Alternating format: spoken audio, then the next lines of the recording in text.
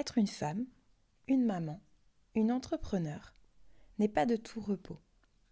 J'ai créé Merci Mec pour vous parler de neuroatypie, d'hypersensibilité, mais également d'emprise, de manipulation et de violence conjugale. À travers ces épisodes, je vous parlerai de moi, des personnes que j'ai pu rencontrer, du vécu de certaines femmes et surtout de comment faire pour passer de victime à puissante. Alors bienvenue dans Merci Mec.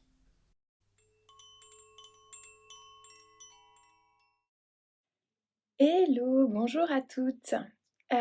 Aujourd'hui, j'avais envie de vous parler d'hypersensibilité et des cuillères. Oula, vous allez me dire, elle est complètement folle aujourd'hui, elle part dans des délires, dans des trucs pas possibles. Alors non, je pars pas dans des trucs complètement impossibles.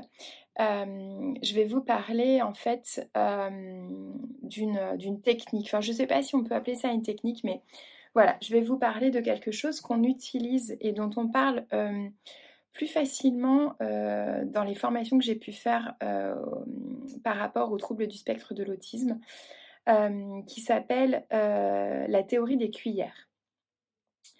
Certains ont pu voir ça, avec des petites graines de café aussi, peut-être que vous connaissez. Mais je trouve que c'est hyper intéressant de le rappeler. De le rappeler parce que, j'étais en séance ce matin avec une cliente qui me disait: «Mais moi je peux pas parler de mon hypersensibilité autour de moi, parce que les gens me comprennent pas, et que, bah, en fait ça me bouffe la vie et que c'est presque handicapant pour moi». Eh bien, oui, alors on voit plein de choses sur l'hypersensibilité actuellement. Oui, c'est une mode, oui, c'est trop bien d'être hypersensible, puis en plus il y a 25 de la population qui est hypersensible, donc finalement il y a plein de gens qui sont hypersensibles. OK, soit peut-être, effectivement il y a des études là-dessus, il y a pas de souci, il y a pas de débat. Par contre, moi ce dont je voulais parler aujourd'hui, c'est surtout de comment vous faites quand vous êtes hypersensible et que, en fait, ça vous bouffe de l'énergie. Là, ma cliente me disait: «Beh, en fait, quand, j'ai une soirée, et qu'il y a du monde autour de moi et bien, parfois c'est insupportable et je suis obligée de sortir ou alors le lendemain, il me faut toute la journée pour m'en remettre». Et du coup, je lui disais: «Bah oui, j'imagine que si vous prenez, le tramway, et bien, c'est la même chose parce que, il y a plein de monde suivant, l'horaire à laquelle vous allez, prendre, votre transport.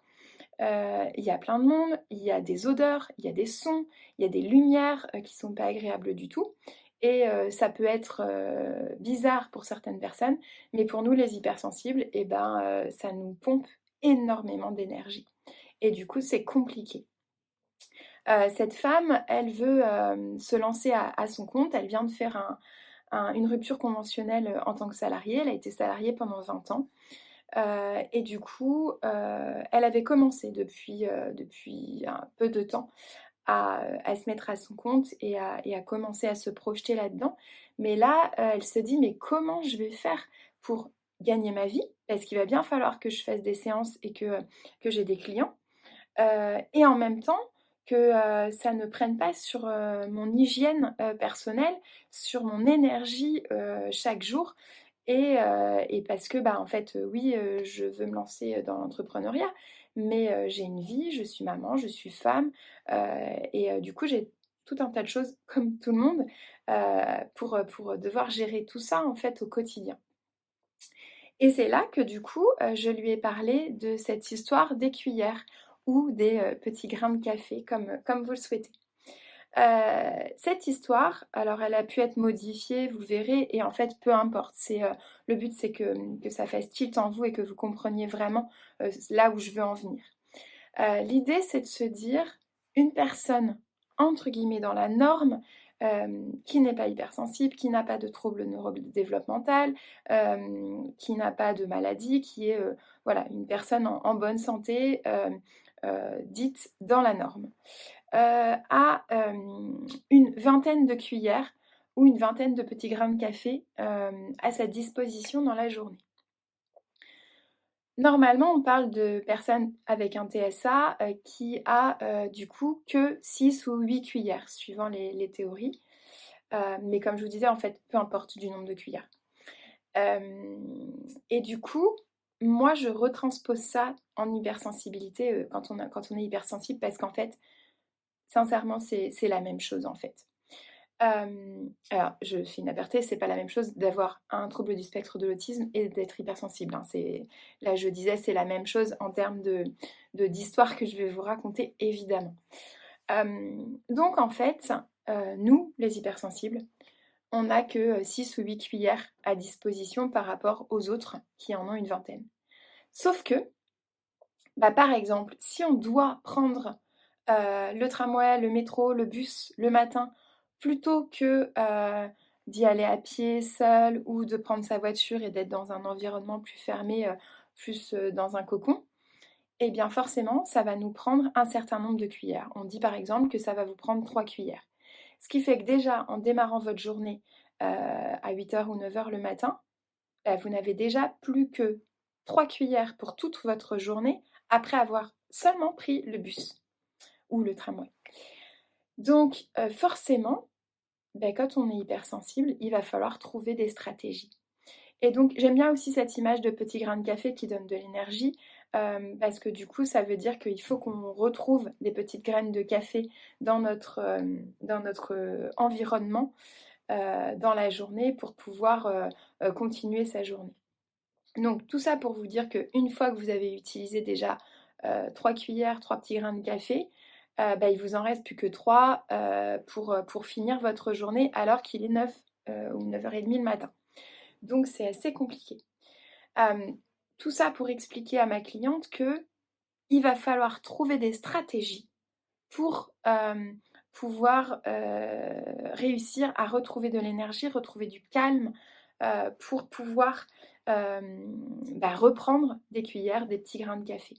Alors vous me direz, en fait, t'es bien mignonne Aurèle, mais en fait, moi, je peux pas faire autrement que de prendre le métro. J'ai pas de voiture à disposition, ou alors j'ai la voiture, mais finalement, c'est tellement le bazar dans ma commune que vaut mieux que je prenne les transports en commun, c'est plus facile pour moi. Enfin, donc je peux pas faire autrement que de prendre les transports en commun. Ok, il faut qu'on trouve d'autres stratégies. Il faut qu'on trouve d'autres choses qui vous font du bien. Donc, ces petites choses, elles vont peut-être vous paraître bêtes ou trop simplistes.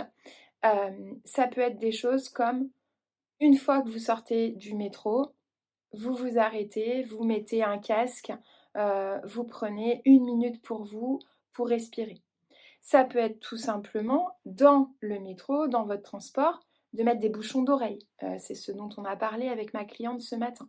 Et elle m'a dit, mais évidemment, en fait, j'y ai pensé il n'y a pas si longtemps que ça, alors que mes bouchons d'oreille, vu que je suis musicienne, je les utilise dans mon orchestre. Et du coup, ça fait des années que je les utilise, mais j'ai jamais pensé à les utiliser pour une autre fonction. Là, c'est tout à fait possible d'utiliser ces bouchons d'oreille. Si il y a trop de bruit, ça peut être aussi d'utiliser des oreillettes type AirPod ou un casque de musique et de vous mettre une musique calme qui vous apaise pendant le trajet.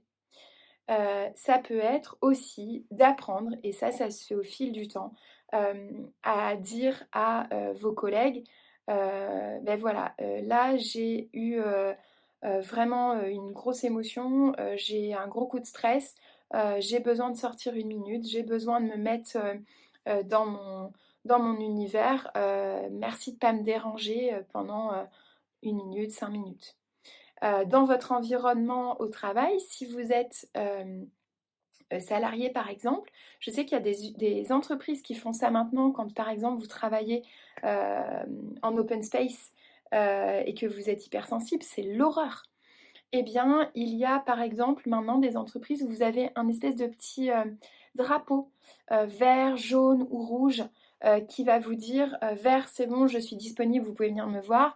Orange ou jaune, je suis disponible que si c'est vraiment très important. Et rouge, j'ai besoin d'être dans mon cocon, j'ai besoin d'être dans ma bulle, donc ne pas me déranger. Si vous n'avez pas ça, vous pouvez instaurer un petit post-it, un petit truc sur votre place, sur votre ordinateur pour dire voilà, ne pas me déranger, je ne suis pas disponible. Donc ça, c'est des petites choses qu'on peut mettre en place aussi. Et puis elle me disait oui, mais moi je suis à mon compte en fait, il va falloir que j'envoie des clients pour pouvoir gagner ma vie parce que France Travail ça va bien 5 minutes, mais je vais pas toucher des aides de l'État toute ma vie. Et puis c'est pas le but surtout. Je lui dis ok, et ben en fait il faut aussi trouver des stratégies. Je lui dis moi je prends pas plus de 4 clients par jour parce que c'est impossible pour moi en termes d'énergie, je peux pas prendre euh, plus de personnes que ça. D'une, parce que mon hypersensibilité ne me permet pas, et du coup, de cette hypersensibilité-là, moi, l'empathie que j'ai pour mes clients et quand je reçois des gens, ça me pompe tellement d'énergie que si je prends plus de 4 personnes dans ma journée, je suis ratatinée le soir et j'ai plus d'énergie pour ma vie après le travail. Et ça, maintenant, moi, c'est niet, c'est hors de question. Elle m'a dit, bah ok, mais moi si je prends que 4 clients par jour, comment je fais? Et donc c'est là qu'on vient travailler sur ces stratégies d'entreprise.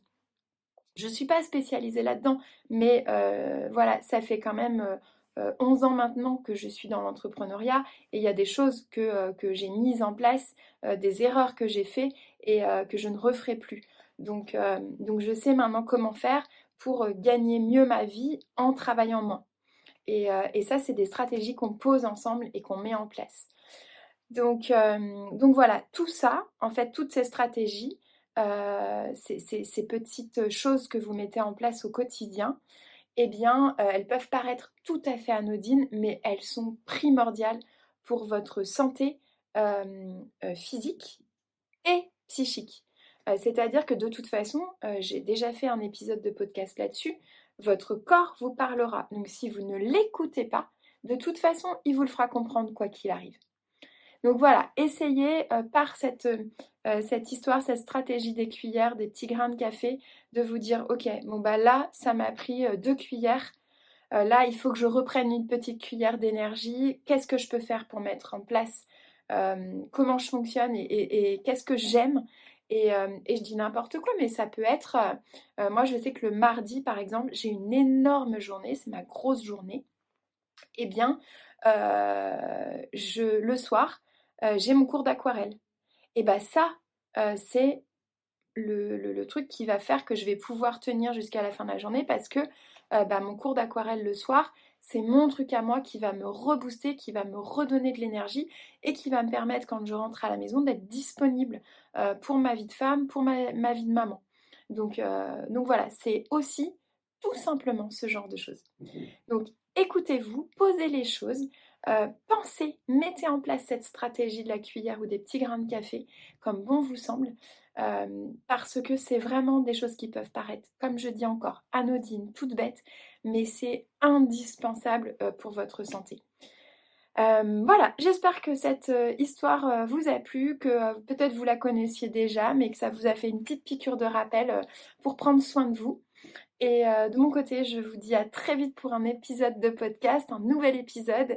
Et puis n'hésitez pas à m'envoyer des messages pour savoir sur quel sujet vous aimeriez aborder les prochains épisodes de podcast de Merci Mec. Allez, je vous souhaite une très belle journée ou une belle soirée, où que vous soyez, et je vous dis à très vite.